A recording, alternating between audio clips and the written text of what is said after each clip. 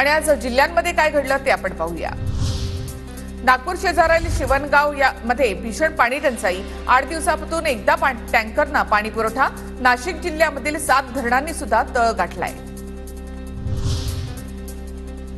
नाफेड एनसीसीएफच्या कांदा खरेदी केंद्राकडे शेतकऱ्यांची पाठ। नाफेड एनसीसीएफचे दर 2105 रुपये प्रति क्विंटल, तर बाजार समितीमध्ये कांद्याला 2600 ते 2700 रुपये सरासरी दर।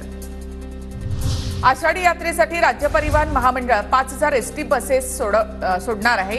ग्रुप बुकिंग असलेल्या कोणत्याही गावामधून पंढरपूरसाठी बस मिळेल।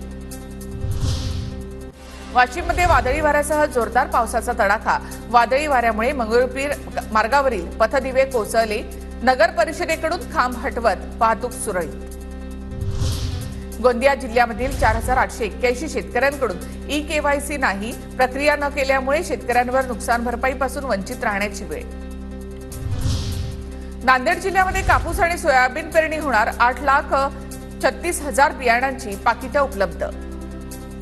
संगमेश्वर तालुक्यामधील धामणीमधील रस्त्याचं काम सुरू। राष्ट्रीय महामार्ग विभागाकडून रस्ता खचू नये यासाठी तातडीनं उपाययोजना। छत्रपती संभाजीनगरच्या भावसिंगपुरा भागात महापालिकेची अवैध नळ तोडणी मोहीम। पालिकेकडून मुख्य जलवाहिनीवरील 159 अनधिकृत नळ खंडित केले। सांगली शहरामधल्या गुंठेवारी भागाची महापालिका आयुक्तांकडून पावसात पाहणी। आयुक्तांनी नागरिकांशी संवाद साधत समस्या जाणून घेतल्या।